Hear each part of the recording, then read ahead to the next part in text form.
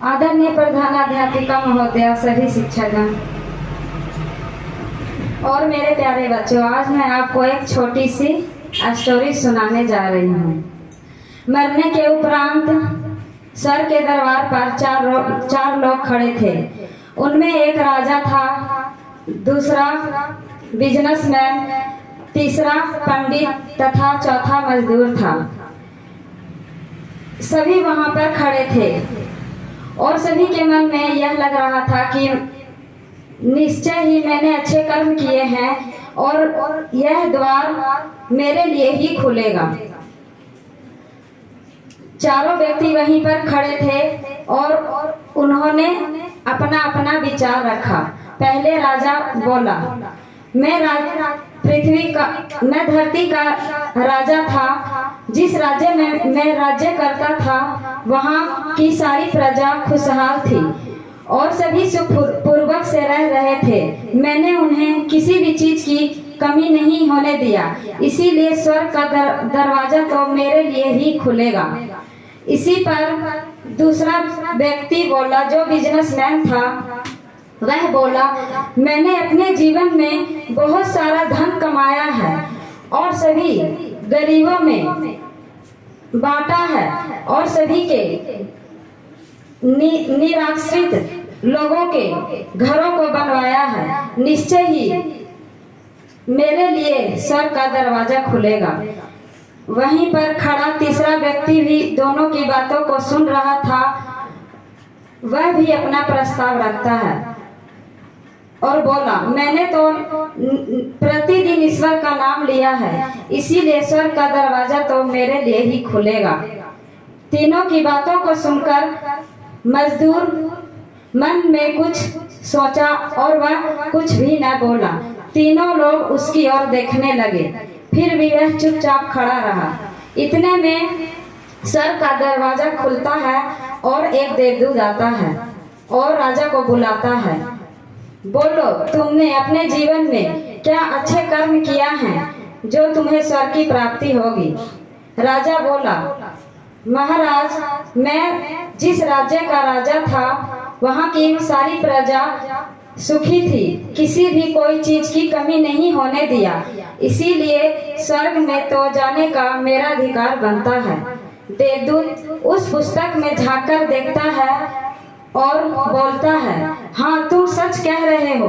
तुमने तो सारी प्रजा को बहुत कुछ दिया था और सारी प्रजा भी खुशहाल थी, लेकिन राज्य का विस्तार करने के लिए तुमने अनेकों युद्ध लड़े हैं, जिनमें हजारों सैनिक मारे गए हैं और सैनिकों के मर जाने से अनेक लोग बेसहारा हो गए थे और तुम उस पाप के भागी हो, इसीलिए तुम स्वर्ग में नहीं जा सकते। फिर वह बिजनेसमैन को बुलाता है और बोलता है, तुम बताओ, तुमने क्या धरती पर अच्छे कर्म किए हैं? व्यापारी बोलता है, मैंने अपने जीवन में बहुत सा धन कमाया और अनेकों लोगों को दान दिया है और अनेक निसहाय लोगों की सहायता की है, इसीलिए स्वर्ग का दरवाजा तो मेरे लिए खुलेगा। फिर देवदूत अपनी पुस्तक में झांककर देखता है। वह बोलता है, तुम सच कह रहे हो, लेकिन तुमने जितने भी दान धर्म किए हैं वह तुमने सभी गरीबों के अधिकारों को छीना है और सभी मजदूरों के पैसे को इकट्ठा किया है और उस पाप के पैसे को तुमने जमा किया है, इसीलिए तुम स्वर्ग को प्राप्त नहीं हो सकते हो। फिर वह पंडित को बुलाता है। पंडित भी यही जवाब देता है, हे देवदूत, मैंने तो धरती पर सभी को ज्ञान दिया है, सभी के साथ अच्छे अच्छे ज्ञान दिए हैं, इसीलिए मुझे स्वर्ग की प्राप्ति होगी। यमदूत पुस्तक में झांकता है, फिर वही कहता है कि तुमने ज्ञान तो दिया है, लेकिन पंडित होकर भी खुद तुमने उस बात पर अमल नहीं किया है, तुमने झूठ बोला है, इसीलिए तुम भी स्वर्ग की प्राप्ति नहीं कर सकते हो। फिर वह चौथे व्यक्ति को बुलाता है जो पास में ही खड़ा था। देवदूत उससे पूछता है, अब तुम बताओ धरती पर तुमने क्या अच्छे कर्म किया है। मजदूर बोलता है, हे यमदूत, मैंने तो धरती पर कुछ भी अच्छे कर्म नहीं किए हैं। मैं तो मजदूरी करता था। मजदूरी करके जितने भी पैसे प्राप्त होते थे मैं अपने परिवार का भरण पोषण करता था और जो भी समय बचता था अपने माता पिता की सेवा में ही व्यतीत कर देता था।